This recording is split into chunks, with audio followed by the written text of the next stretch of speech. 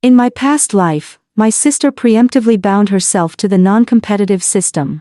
While I was forced to bind with the villainous beauty system, at first her indifference to fame and fortune in the London theatre scene won her countless fans. But later she was exposed for fraudulent claims to major British charities, tax evasion with HMRC, and bribing West End directors using a designer handbag her assistant had scrimped and saved to buy from Harrods.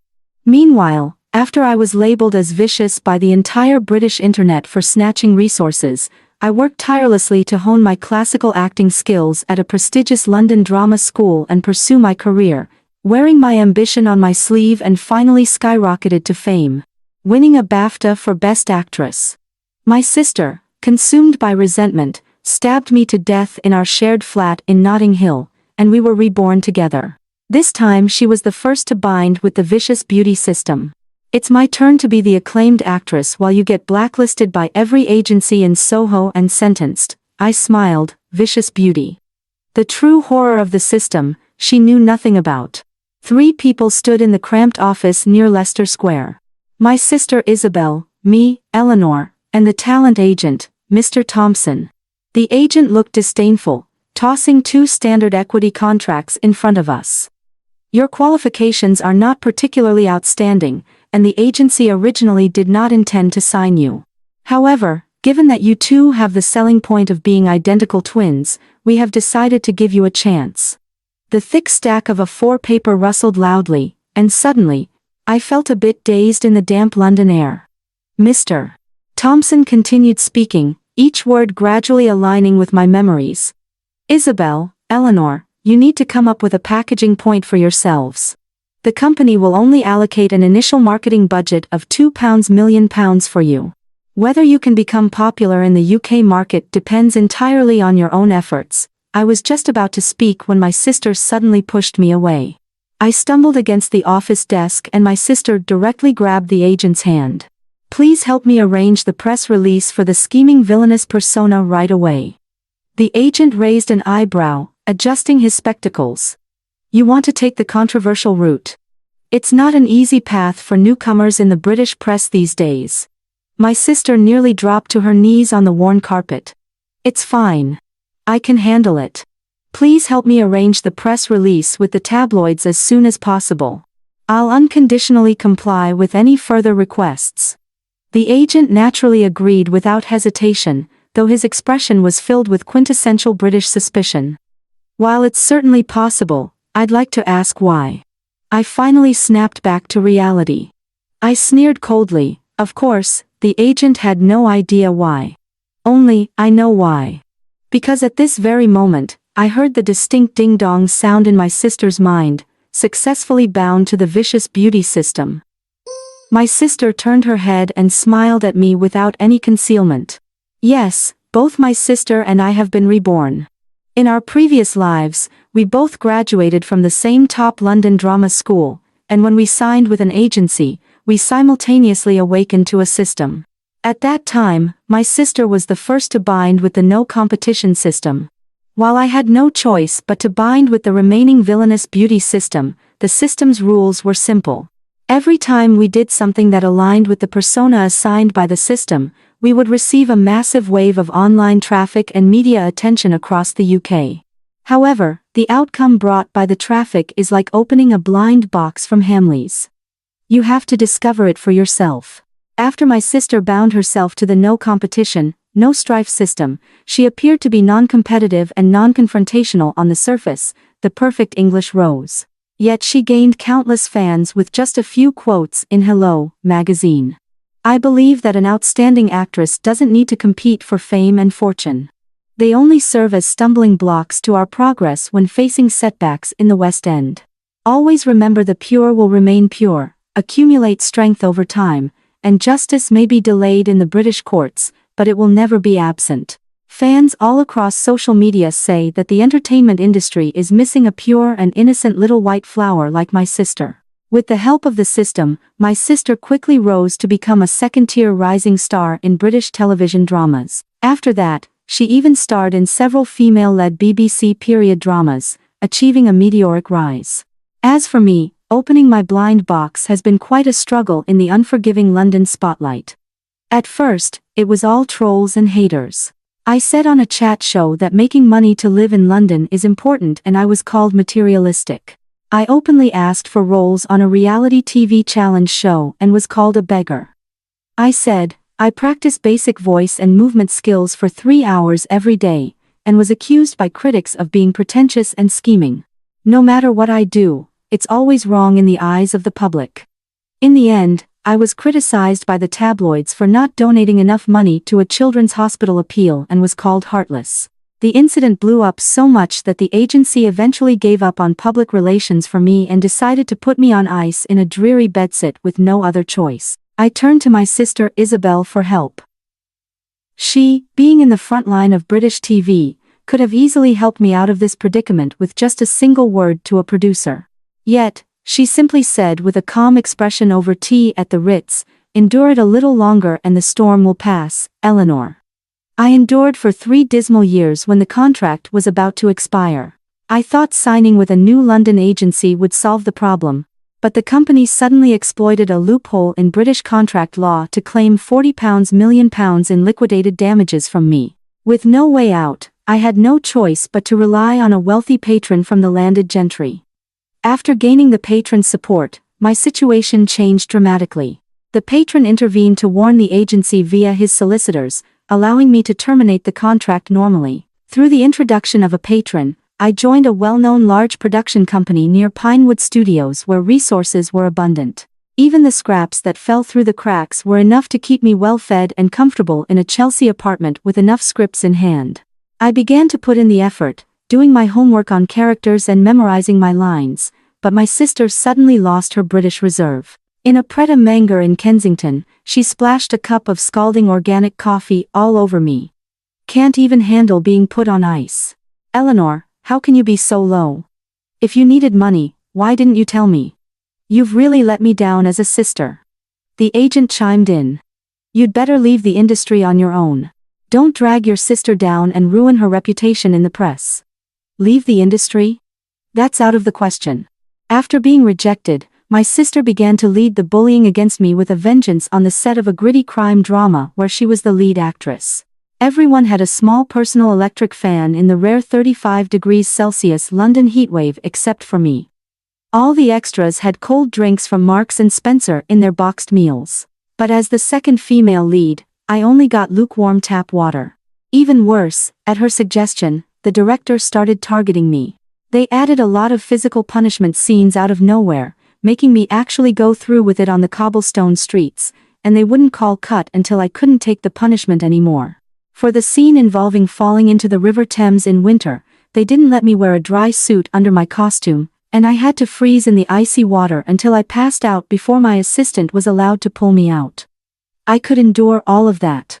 But later, even when I was giving a very emotionally charged Shakespearean-level performance, the director insisted I wasn't acting well, loudly scolded me in front of the crew for an hour and then said I was holding up the entire production's progress. My sister also took the opportunity to have someone film paparazzi-style photos on the London streets, hinting to the gossip columns that I have poor acting skills and a diva attitude. The investor from the city couldn't stand it and wanted to back me up. But I thought of a new approach. Isn't it supposed to be a vicious beauty? Then let's just go bad all the way. I started going crazy on the online trolls, cursing them in the Queen's English until they broke down. I began live streaming every day from my flat with the content being reciting monologues and talking about the craft of acting.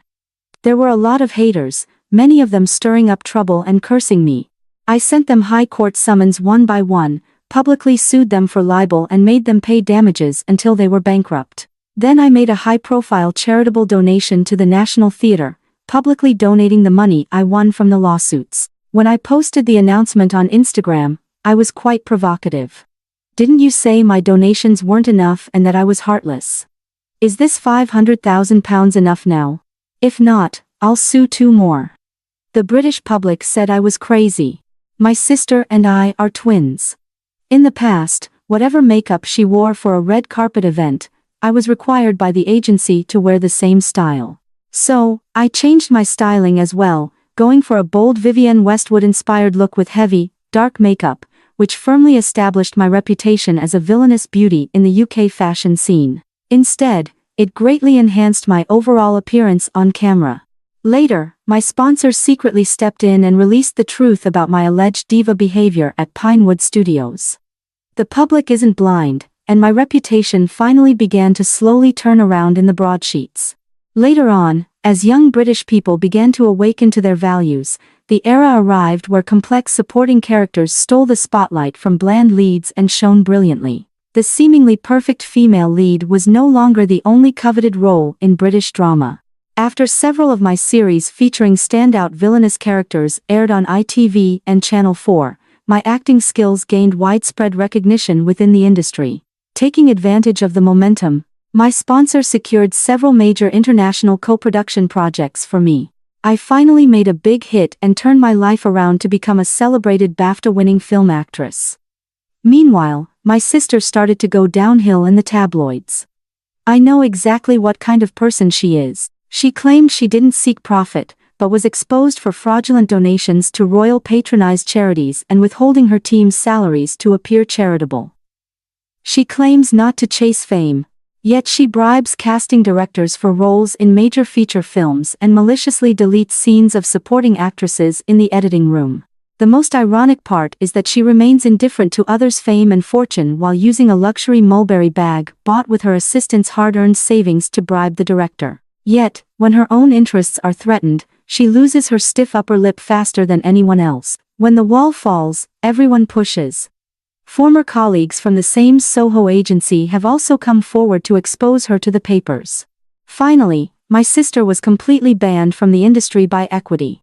So, filled with resentment, my sister stabbed me to death with a kitchen knife in my Kensington townhouse, and we were reborn together. That's why this time she was the first to choose the villainous beauty system. She said, "Eleanor, do you have any idea how much I envy you?" Envy me? I don't know. Just as she doesn't know how much I envy her smooth and effortless start in this country, how I envy a life where you don't have to serve wealthy aristocratic patrons to be pampered with a ding. My no competition, no contention system for this lifetime was also bound. The trajectories of our lives in London seemed to begin to swap. My sister immediately spoke to the agent about crafting a persona. At first, she was more cautious, following my previous path by showing ambition on a chat show. And indeed, she was harshly criticized by the Daily Mail. Meanwhile, I had already reaped the initial benefits of being uncompetitive. But what I said to the press is not exactly the same as what she said in the past life. I said on a radio interview, "If you've tried your best and it still doesn't belong to you, it means you don't have the ability to obtain it yet.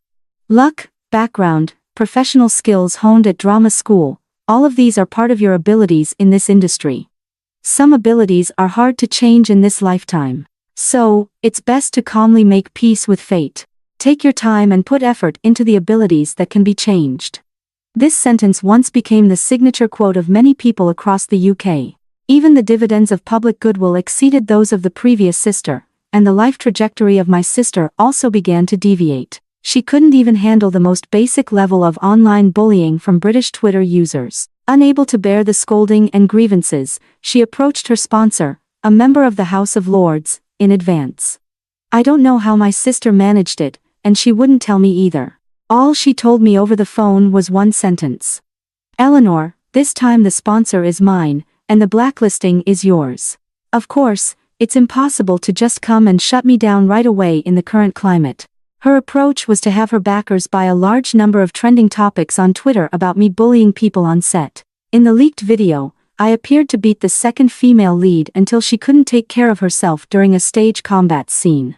But what my sister didn't expect was that the outcome of this incident would push my popularity to a whole new level in the UK. You know, I have never engaged in any genuine bullying behavior. If there was any physical contact, it must have been a rehearsed scene from the show. The production team at the BBC, seeing the overwhelming attention coming their way, immediately released official behind-the-scenes footage to the media. This actually made everyone in the country aware of my professionalism and dedication to stage combat realism. The label of beautiful, strong, and tragic British heroine was quickly and firmly attached to me. It also allowed me to secure a prime resource ahead of time. As luck would have it, this resource was a major turning point in my sister's previous life. On the surface, it was a massive budget period drama production intended for a global audience, but due to major flaws in the script setup, my sister received a wave of criticism from critics after starring in it in her previous life, nearly ruining her reputation prematurely. So when it was officially announced to the press that I would play the female lead, my sister laughed so hard her stomach hurt in her Mayfair apartment. "Eleanor, oh Eleanor, I never thought that in this lifetime your reputation still couldn't be saved. Either quickly sell a kidney on the black market to pay the penalty or get ready to go downhill fast." I smiled back calmly. This life for my sister is a brand new beginning, but to me, it never was. I had honed my professional skills for many years in the London theatre in my past life, and my acting was already flawless. This was a wealth that even death could not take away. When this drama was criticized by the public in my past life, I had already studied the script carefully. Although the character has many flaws, if the acting is strong enough, it can completely bring the two-dimensional character to life, break through the shackles of bad writing and turn the tide of British public opinion. My sister doesn't know that this is not my downfall at all. This is my stepping stone to immense wealth before the point of rebirth. The production team had already signed a letter of intent with my sister. After being reborn, she immediately resigned from the role without delay. In a hurry, the casting directors found a group of young British actresses from smaller agencies with no background, lacking work, and high cooperation for auditions. Naturally, those selected in this way would not have poor acting skills, as they were desperate for a break in London. I performed with the new supporting actress, and we had a great back-and-forth exchange during rehearsals. Although the script is set, we cannot change those awkward scenes. However, professional actors trained in the British tradition still have a lot of room to showcase their skills. Tone, small gestures, and micro-expressions can all be controlled. It's not necessarily the best to use the finest period costumes from Angel's Costumes and Props, making everything serve the male and female leads. The female lead actress initially found it difficult to deeply immerse herself in the awkward script, relying solely on her technical professional skills to maintain her performance. So, I took her aside to a pub near the studio, and we talked about the script over pints late into the night, really delving into it. I broke down the character and explained to her my insights into the female lead role from my past life study. She quickly grasped the concepts, and we clicked instantly. Beneath the shabby exterior of the script, we radiate the brilliance of gold and jade. After filming in the countryside for a few days, the director couldn't stop praising us and immediately pulled me aside, saying, "Eleanor, come take a look at the dailies." When I saw the master tape in the editing suite, I finally breathed a sigh of relief. It was as if the paper-thin characters had grown flesh and blood, breaking free from the shackles of the plot. Later, the shackles disappeared. The director finally began to address the bugs in the script. He hired a top London script doctor to start revising the script, making changes while filming, fearing they wouldn't keep up with the broadcast schedule. We worked alongside the director to make the revisions. Every night at midnight, I would return to the hotel in the Shires with a dizzy head. And at 5:30 the morning, I would head to the set with swollen eyelids and eye masks on. It looks really tough, but I find this kind of life particularly joyful, sister. Isabel will never know how much I envied this kind of artistic life in my past life. Smooth sailing, no need to cater to city investors to act freely, applying all the knowledge gained over a lifetime to the fullest, earning money with integrity due to the extra budget and time spent. The director mentioned needing to secure some corporate sponsorship these days, and knew this will inevitably attract many major investors from the City of London, perhaps bringing in some newcomers or adding minor roles for their protégés, which is quite common in the industry. But when I saw that woman's face arrive on set in a Bentley, I still instinctively gasped. Although we hadn't met much in my previous life at social functions, I knew this person, Lady Harrington, the wife of the financial backer. Lady Harrington is no ordinary person in British high society. The day after my former patron decided to promote me in the past life, all my background information was already on her antique desk. But at the time, she made no move. I later learned that as long as I wasn't used by the patron to transfer her family assets offshore, she truly didn't care. I even suspect she's eager for me to take on more work, so the sponsor and she can take a bigger cut of the agency fees. And I'm afraid the sponsor himself is just a pet that Lady Harrington has elevated from a lower social standing. Her family background in the aristocracy is extremely deep. The sponsor was at most a son-in-law who married into her titled family. If I can get in with Lady Harrington, I'm afraid I might be able to climb even higher in British society than with the sponsor. In my previous life, through my patron, I learned that Lady Harrington had invested in a major property development project in London. By the time I won the BAFTA, that project had already generated billions in wealth for her.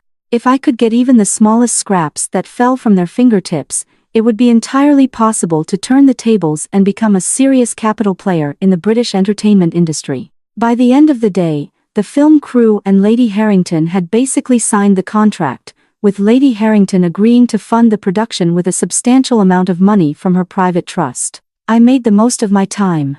That evening, I knocked on Lady Harrington's door at the exclusive country house hotel where she was staying. Her tone was somewhat angry when she opened it. "Do you think I'm the kind of person who engages in the tawdry hidden rules of the entertainment industry?" And I directly presented the contract I had prepared. "Lady Harrington, I would like to sign a performance-based agreement with you." In the luxurious presidential suite, dressed in formal evening wear, I sat across from Lady Harrington, who was wearing silk pajamas from Liberty. Behind her stood a well-dressed elderly British butler and a maid busily preparing a fruit platter.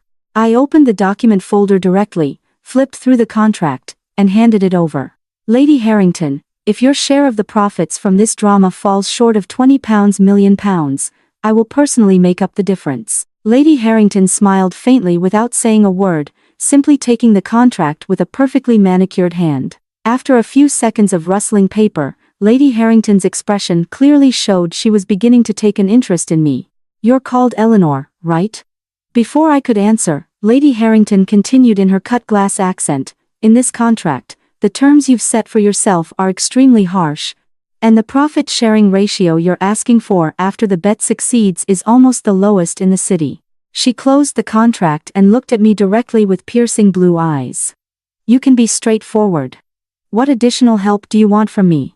I smiled openly and confidently. I could imagine that Lady Harrington was already waiting for me to say something like asking for a leading role in a major drama or a big-budget film. And I said, "First, I would like to ask your ladyship to help personally oversee the quality of this drama and eliminate interference from other outside capital. This will greatly benefit your future dividends as well." Second, I carefully chose my words, minding my P's and Q's. "I believe you are already aware of the matter concerning my sister, Isabel." Her ladyship's expression remained completely unchanged, as if I had just mentioned that she had recently adopted a small corgi. I steadied myself, swallowed, and continued. "I just hope no one with capital will force her into this production to cause trouble for me, including any future involvement with this series. I really don't want to see her do anything that harms both our shared investment and herself." Lady Harrington extended her hand, and the butler handed her a fountain pen. She signed her name with effortless grace. "This is nothing." Turning to push the copy toward me across the polished table, she said, "If the dividends are substantial, I might be able to help with something in the future." I was a bit curious. "Aren't you going to have a family solicitor check the contract for any loopholes?" Lady Harrington put the cap back on her pen. "If I can't even understand a simple contract like this, I might as well not have come out of the drawing room." Looking at the contract in my hand, I finally felt a sense of relief. Of course, I knew my sister would never be able to join this production in this lifetime. But if I had shown too much ambition from the start, it would have raised Lady Harrington's aristocratic guard. Show a bit of that competitive side among women appropriately just to let Lady Harrington relax a little. Besides, with Lady Harrington's sharp eye, she might very well see through it. But both sides are just playing along to keep the peace. The ladder to success has been found, and I need to work even harder at acting. After the investment was secured, the filming proceeded more efficiently. Soon after I finished filming, I seamlessly transitioned to a popular reality TV show filmed in a secluded manor house. The concept of this reality show is quite novel for British TV, combining elements of dating shows like Love Island and slow-paced reality programs with a focus on allowing male and female celebrity guests to develop relationships freely. As soon as we joined the production, we got a rough idea of some of the selling points. For example, they spent a fortune to invite a respected Royal Shakespeare Company actor to live in the same group with his former on-screen partner, a celebrated film actress. For instance, they brought in a top pop idol known for his low-key persona and let fans vote via an app to arrange his schedule. For example, they also invited Isabel, the older sister. Along with her came a young man from the same London agency named Alistair. Alistair lived up to his name, being exceptionally dedicated to his work from what I recall. In my past life, he was particularly fawning over the older sister from the agency offices in Soho to the film set, from variety shows to her private life in Chelsea. In his past life, to protect his sister, he often argued with me and caused trouble when my vicious beauty persona acted up in public. The show started stirring up drama right from the beginning. During a parlor game, they had the award-winning actors perform a kiss scene through plastic wrap for comedic effect. While cooking together in the Manor kitchen, they had the top pop idol showcase his culinary skills, but the AGA stove was tampered with, leaving him flustered and embarrassed on camera. I originally had the task of promoting my upcoming drama here. The production team had arranged with the variety show crew to give me opportunities to mention the drama during interviews, but my sister started causing trouble in this life. She has taken on the persona of a vicious beauty, which is already a disastrous start for a reality show. Yet, she doesn't hold back when it comes to hogging the spotlight. First, she suddenly appeared while I was doing a morning skincare product live broadcast for a British brand and started applying heavy, smoky makeup. Not only stealing the camera but also taking away the promotion fee for the live broadcast. Then, when I was cooking a Sunday roast, she stood by and nitpicked my Yorkshire puddings. To be honest, I really wanted to slap her, but at that moment, Alistair appeared. He suddenly started defending me when my sister was cooking and being hands-off. He would assist me when my sister took over my live broadcast. He gave me his own opportunity to read sponsorship ads during the broadcast. Gradually, the number Alistair and Eleanor relationship started trending on Twitter in the UK, but I always felt something was off. I thought he liked British women who don't compete or fight for things, but when he cooks, he always makes the specific dishes my sister loves. Moreover, he's a rich second-generation heir from a banking family in the city. So, he doesn't really need the advertising revenue from live streaming. I quietly calculated. Every time my sister took a promotion opportunity from me, he gave me the exact same number in return. Not once less, but also not once more. It's as if I were helping my sister repay a debt. The most important evidence is that I once casually mentioned while cooking that I am allergic to sweet corn, but he still made smooth corn soup for everyone at lunch. My sister has loved the taste of sweet corn since she was a child growing up in the home counties. I decisively instructed my assistant to pay attention to their private interactions around the manor.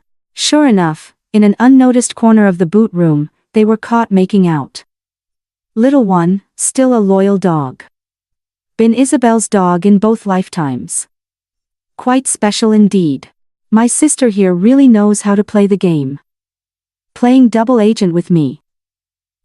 Fine. I'll grant your wish. I started occasionally responding to his advances on camera, of course. Not in a direct way, like taking a sip of the Pimm's he made and saying, "It's lovely, Alistair." Or casually remarking, "You're amazing," when he talked about his career. The online relationship fans are truly terrifying. They immediately edited together a romantic short film set to a sloppy love song on their own.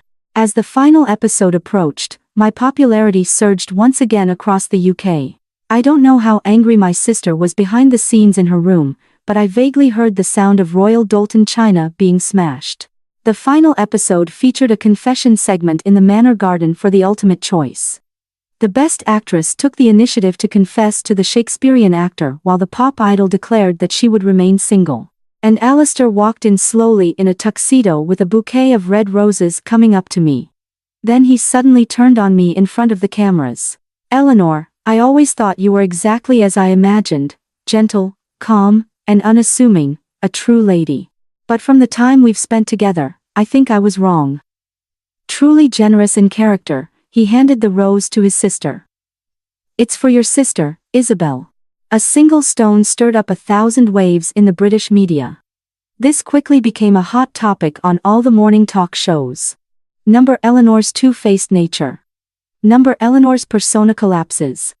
Number Isabel has a generous personality. Number Eleanor's dark past. Number Alistair and Eleanor bad ending. So that's what it was all about. I smiled in front of everyone. I pulled out a vintage rose hairpin from my hair. I said in a clear, received pronunciation. The one I want to confess to has never been you, Alistair. Everyone was stunned, including the host. Facing the camera, I held up the hairpin and spoke with grace and confidence. My lord, I will always wait for you. After more than a dozen episodes, I finally have the chance to promote the show. Twitter servers crashed across the UK. The trending list was filled with one topic. When the variety show wrapped up and we were leaving the manor, my sister glared at me with a sinister look and laughed without restraint near the production vans. My dear sister, you're about to be finished in this town. I remained calm and composed, adjusting my trench coat. Is that so?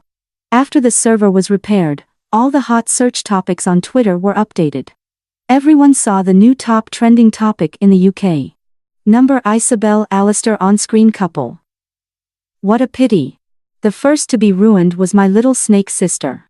Since I knew about Alistair's little schemes, how could I possibly be unprepared? Due to my public image of being non-competitive, I can't explain directly to the press. I must remain calm and composed. But I can have someone leak their information to the tabloids. Oh, it wasn't me who leaked it personally. I simply packaged the information and sent it directly to the studio email of a certain notorious Fleet Street journalist. Rising second-tier actress Isabel has offended plenty of people in London. I'm just one more. Logically speaking, this level of scandalous information should fetch at least a 7-figure sum from the papers. I've really gone all out on this on the trending list. Alistair, shirtless, had his arm around Isabel's waist. As the two of them, kissing passionately, entered a room at the Dorchester Hotel. Netizens quickly uncovered the time and location, even deducing the hotel room number from the fire evacuation map visible in the frame. By analyzing the clothing season from the paparazzi shots, they conclusively proved that the two had been involved for a long time. Everything instantly became self-evident to the British public. His deliberate approach on the show, his later accusations of my duplicity, and his praise for my sister, all turned into boomerangs that struck him right in the back. And my complete lack of response instantly became a direct reflection of my British non-confrontational and uncompetitive nature. Netizens commented. I'm crying my eyes out over my tea. Who understands? Eleanor explains and promotes the work, but doesn't defend herself against this rubbish. No need to say more. I'll definitely watch Sister E's next drama on the BBC 20 times. Add me to that count. +100000086. This is my own war. I don't need anyone's help. But Lady Harrington took the most crucial step from her estate. She used her solid connections in high places to expedite the review process with the broadcasters. The drama originally scheduled to air next year has been unexpectedly released while the hype is still high this autumn. In fact, this has given my sister a chance to catch her breath in her hideaway. After all, new trending topics can overshadow old ones in the fast-paced news cycle. And over time, people will forget about these messy affairs as soon as my drama aired. It claimed the top spot in the daily ratings on prime-time TV in her previous life. My sister filmed this drama and the pre-release marketing in the UK was also very thorough. However, due to major flaws in the script setup, it quickly started strong but ended poorly, receiving widespread criticism from television critics in the broadsheets. In the end, the last few episodes were even reported to Ofcom and sent back for re-editing. This was a devastating blow to the city investors, and this time on the second day of the broadcast, a sudden flood of negative publicity flooded the fan community forums and social media. The production team was in a panic, contacting my agent in Soho to handle the crisis PR. I also spent about half an hour studying the press release over a cup of Earl Grey. Then I told them over the phone, there's no need to do anything. Just make sure extreme anti-fans don't report it to the authorities. Hold out until the 14th episode and everything will fall into place. Everyone at the agency was left bewildered by my words because I had seen all these generic statements before. All the core copy was plagiarized from the top negative reviews in The Guardian of this drama in its previous life. When I was filming this drama, I also started revising the script only after shooting over a dozen episodes. So, there were indeed some minor issues in the first few episodes set in the Victorian era. Let the bullet fly for a few episodes. We should accept the existing problems with a stiff upper lip. Rashly silencing voices will only provoke public resentment in the UK, and by then it will truly become uncontrollable. But no one knew that I had my agent spend hundreds of thousands of pounds to boost one of the negative posts predicting the plot on a popular forum. Now, although my agent doesn't understand, given my current development trend, he has handed over the decision-making power to me. This post was pushed to a lower position on the trending list by natural traffic. The production team looked at the content of the prediction post and then at the actual content after episode 15 aired on TV and immediately understood after fermenting for so many days. The slap in the face will be all the more resounding for the critics. The official social media account took the opportunity to build some hype that day.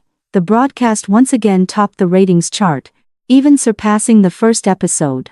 If you think about it, Lady Harrington should be able to make quite a bit of money this time from her investment.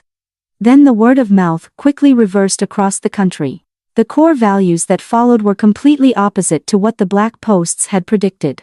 Even the plot bugs from the first few episodes turned into clever foreshadowing after the 15th episode aired. Netizens immediately flooded the black posts on the forums. It seems like you, the original poster, are suffering from some kind of delusion. Is it really that hard to admit that British drama is excellent? I admit I was led astray by the tabloids. I'm sorry. The production team can achieve great things. Eleanor's acting skills are absolutely amazing, worthy of a damehood. The supporting actress is also incredible.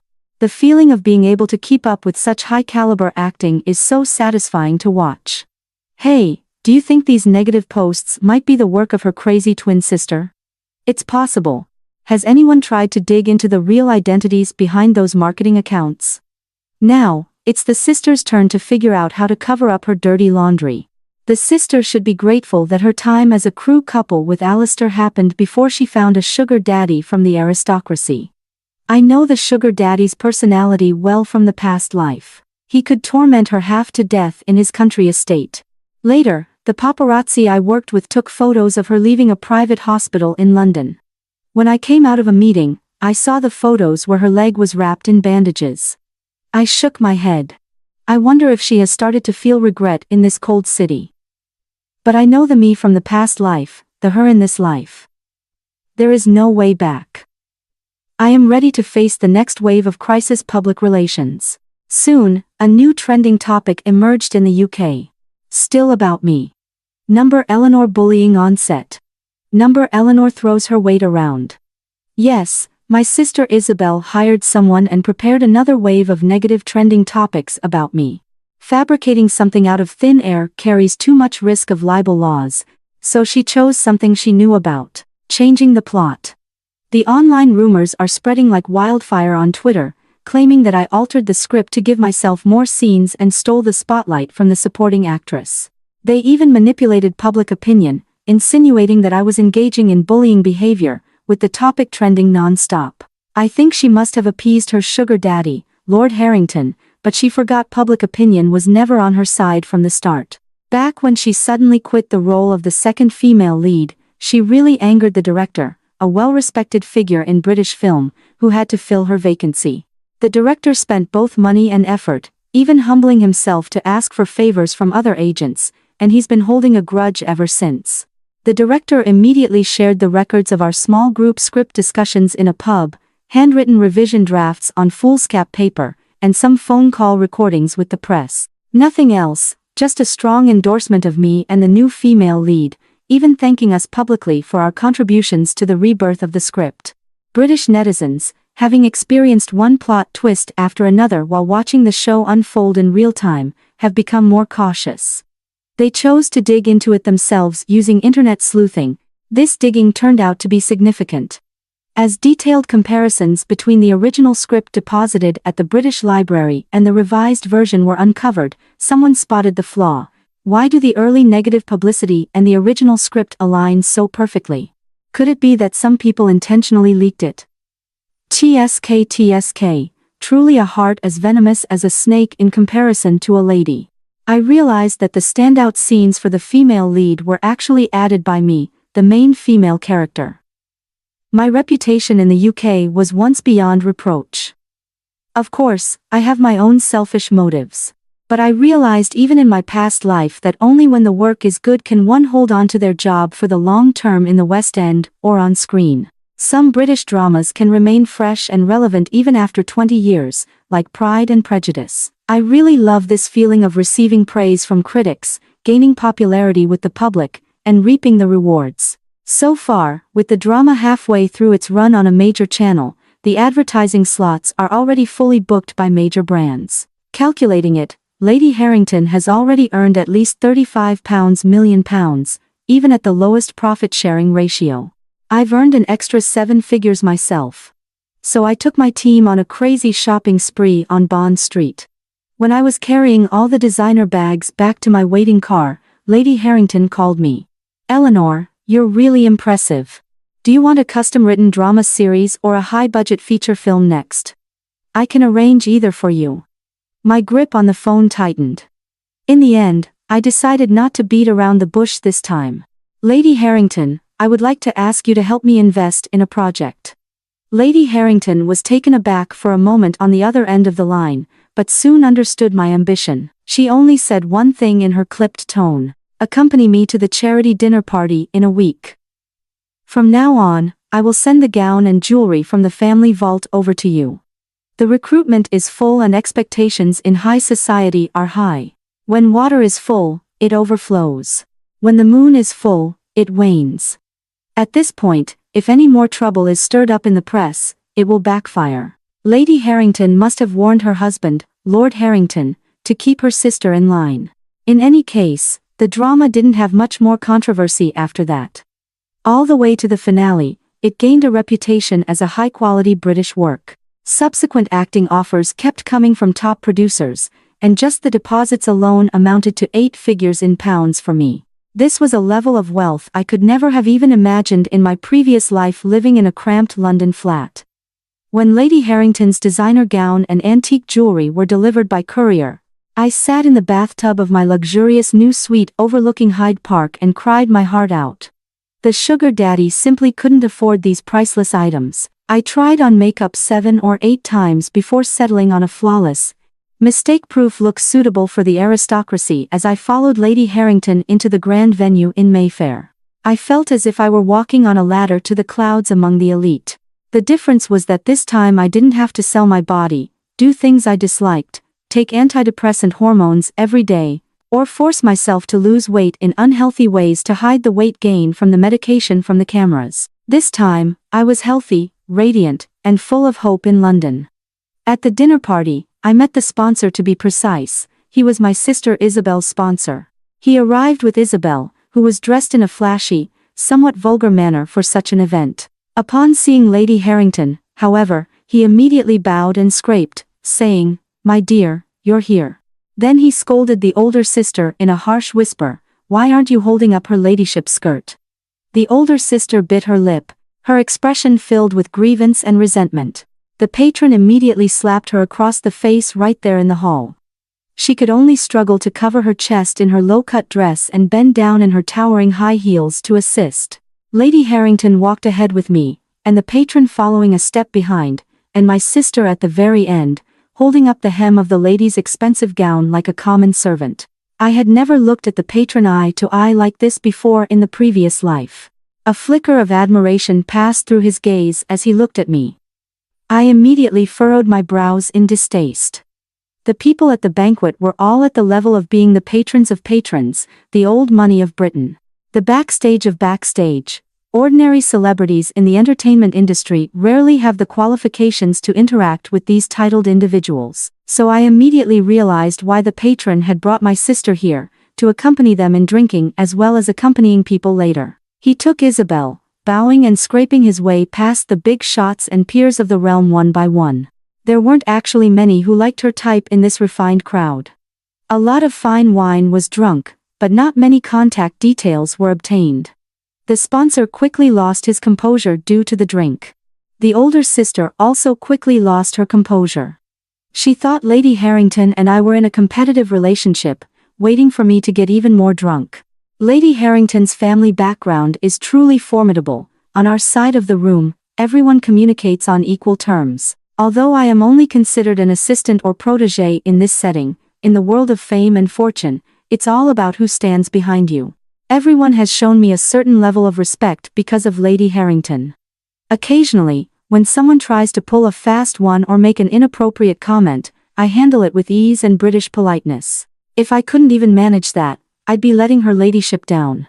I finally managed to secure a collaboration of my own during the evening. Even the most insignificant project in their hands is enough for me to step into the ranks of capital in the British entertainment industry. On the other hand, Isabel, she is without a doubt a plaything here. Perhaps influenced by the free-flowing alcohol, she went crazy, holding her wine glass. She started tiptoeing onto a small stage and shouting into the microphone on her own. After shouting a couple of times to get attention, she actually started to speak without restraint about the intimate details of her and her patron's bedroom affairs to the shocked room. Lady Harrington's expression finally turned rather unpleasant at this vulgar display. Although she had fulfilled the duty of continuing the family line and could treat this husband as if he were just an heir, in the end, such public embarrassment would still bring shame upon her noble house. I made a quick decision, stepped forward briskly, and slapped my sister hard across the face to silence her. Then I covered her mouth forcefully and took her away with the help of a discreet security guard. As for covering up the lie afterward, that has always been the specialty of the powerful financial backer and his PR team. By the time my sister woke up in the guest room of my London villa the next day, the world had completely changed. She directly received the agency's notice of being permanently shelved and a massive claim for compensation for breach of contract and damages. Yes, all her scandals were laid out transparently before everyone in the morning papers. She was filming until 11 p.m., on location with a daily salary equivalent to £208,000 a year. Yet, she disagreed with her assistant leaving work at 9 p.m., saying, "Your boss is still working and you're already off duty." When she first became popular, a big fan volunteered to be her assistant, hand-washing her delicate underwear and serving 8 complex dishes per meal in her flat. Yet, she didn't pay the fan a single penny in wages, claiming it was for the experience. Later, the big fan couldn't take it anymore and ran away back to her hometown. And she argued righteously to the press, "So your love is tied to money? How cheap." She talks about doing charity work every day on social media. But in her care for leukemia patients at a London hospital, there isn't a single penny of material aid, just a handwritten letter on cheap paper, saying that with her encouragement, the patient will surely recover. As for medical expenses, don't even think about it. This incident also affected the production company's stock price on the London Stock Exchange. And the most outrageous thing was because her assistant complimented my makeup at an event. She used the excuse of trying on a dress to make her assistant stand outside on the balcony in the freezing British winter for 2 hours wearing only thin underwear. This directly led to the assistant developing severe pneumonia, leaving her with permanent health after effects. Other things are just scandals for the tabloids. This matter constitutes the crime of intentional injury under British law. Not only will she be completely banned by the industry unions, but she'll also have to spend a few years behind bars at Her Majesty's pleasure. She accompanied men for drinks and slept with them all for nothing in the end before my sister was taken away by the police officers. She talked with me for a long time in the sitting room. She said, "Eleanor, I'm going to die in prison, you know." I calmly stood up and poured 2 glasses of tap water. I said, "I know. I've always known it would end like this." She suddenly raised her head, her eyes red. I sighed deeply. The ultimate mission of our system is to become capital and control our own destiny, but the two systems behave differently. Originally, the punishments were different. I pointed at myself. If the non-competitive system fails without striving or competing, I will end up with nothing and fade away in London. Damn, the venomous beauty will die if she fails. So, in my previous life, I sold out everything to get ahead in this city. I just wanted to live. That's all. I talked with her for a long time again, moving from anger to calmness. Then too, reminiscing about our childhood past in the suburbs with tears in our eyes unexpectedly. I said a lot of heartfelt words until the police arrived at the door. As they handcuffed her, she said, "In the next life, let's not be sisters anymore." I said, "Okay." Agreed. After my sister was taken away in the police car, I dialed Lady Harrington's private number. "I have a big gift I want to give you, Lady Harrington." By the time Lady Harrington arrived at my villa in her chauffeur-driven car, all the evidence had been neatly placed in a file folder by me on the coffee table. "All the evidence of your husband's infidelity and asset transfers to offshore accounts is right here.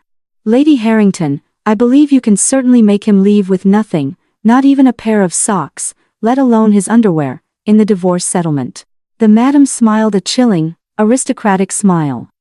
"Since your useless sister is already a lost cause to the family, from now on, you can call me sister." I was taken aback for a moment before I understood what Lady Harrington meant in the context of high society alliances. "In the future, you will be one of my key assets.